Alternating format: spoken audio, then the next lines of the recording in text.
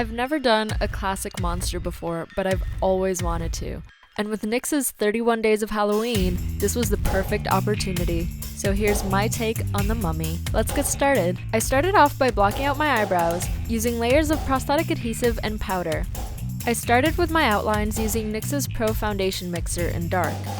The idea is to make your face look sunken in and shriveled up. So you're essentially drawing in a skull, but since there's still skin on the skull, you want it to be as shriveled up and dry as possible. So you'll be drawing lots of wrinkles and lots of sunken in places where the skin would stick to the bone. I also chose to do the lips torn and pulled back so the teeth are revealed. Think of this look as a really wrinkly skull, if that's even a thing. You'll also want to look menacing and evil, so make sure you draw in a furrowed brow. Making the nose all wrinkly really helps with the furrowed brow effect too.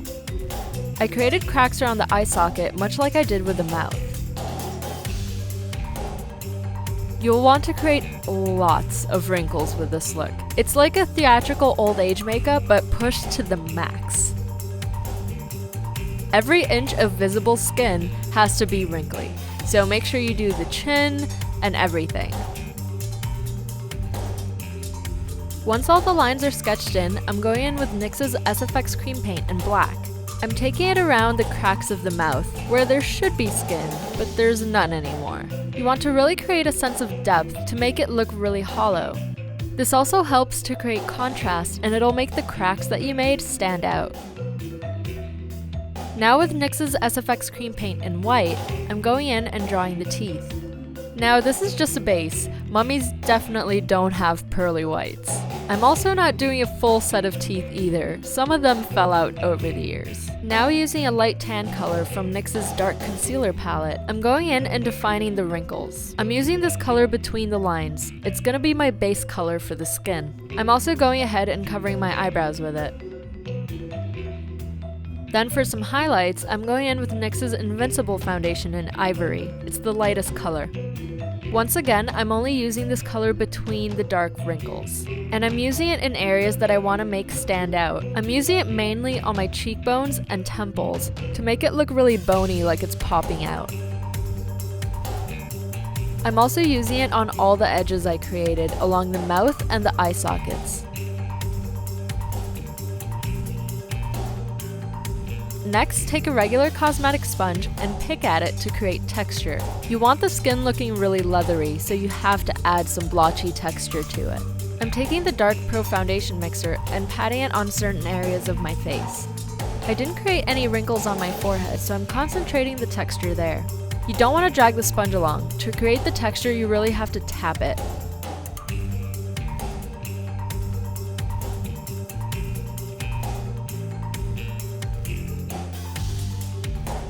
Then with the Pro Foundation Mixer in white, I'm also taking it on the sponge and highlighting the high points of my face.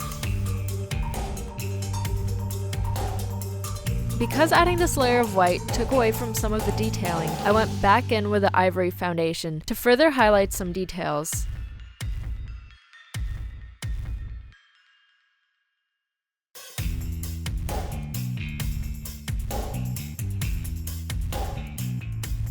To add more dimension to the mouth, I went in with the red SFX cream paint and filled in the areas I had traced with the black. Then I took the black cream paint and defined the lines around the eye sockets, applying it into the cracks to make them really stand out. This look is a lot of back and forth between highlighting and darkening certain areas to create high contrast. The more contrast you have between your elements, the more they'll stand out. I also painted in new skeleton-like nostrils. So now it's time to dirty up our pearly whites, using the yellow from the dark concealer palette. I applied the white base first though, to make the yellow pop more. I blended the yellow into the black once it got close to the gum line.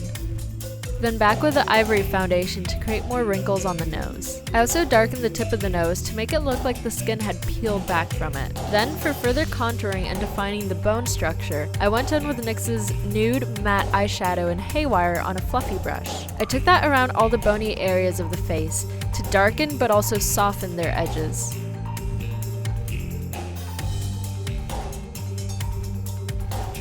Then I took that same shadow on a pencil brush to really go into small areas and define them even more, like the wrinkles around the nose and the eyes.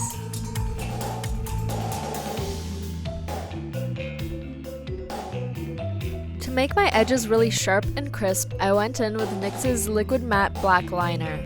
I took this on all my edges and kind of dragged it into some of the wrinkles as well. This really helps to clean up your lines and define those edges for a really crisp and sharp look. Crisp lines make for a really polished, finished look.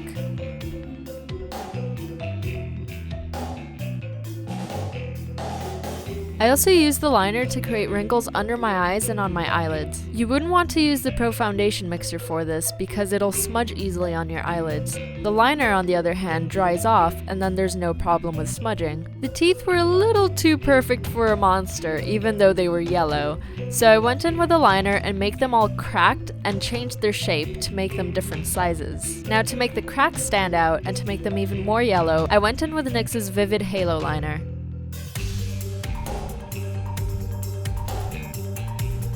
To highlight them even more, I went in with a white liquid liner. You don't need a lot of this, but it really creates good contrast between the cracks you created with the black liner. Then with NYX Vivid Fire Liner, you'll want to create red lines on the red areas of the mouth. This just gives it a bit of texture. Then back with a white liner, you'll want to highlight all the cracks you created around the mouth and the eyes.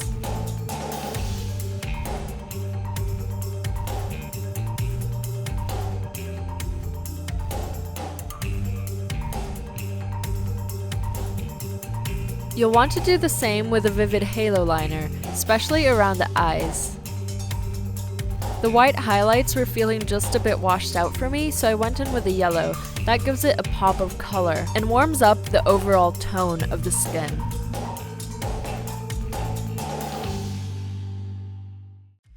Okay, so this mummy wasn't happy with its cheekbones. It really wanted cheekbones for days, so I went in and contoured a bit more.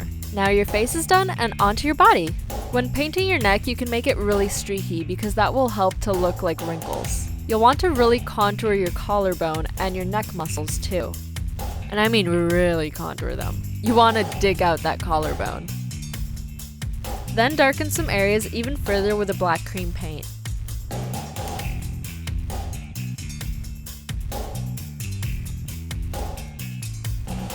Just as we did with the face, you'll want to highlight the high points. So going in with the white cream makeup and the yellow concealer, I'm highlighting the collarbone and some muscles on the neck.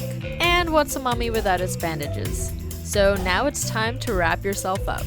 These were just regular bandages that I got from the pharmacy, but I dipped them in black tea to stain them.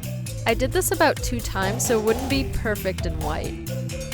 You can also dirty it up with the cream paints. That really helps. As a finishing touch, I'm lining my waterline with NYX's Slide On Lip Pencil, and I'm mixing it with NYX's Brown Gel Liner. I'm also pushing that into the lash line. And that's it for the makeup part.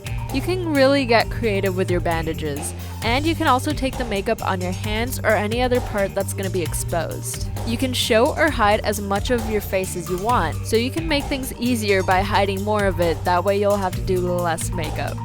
But this is a really fun look that you don't have to be afraid of playing around with. If you liked it, please give it a thumbs up and subscribe. Thank you so much for watching, and stay tuned for more Halloween looks coming your way. Bye!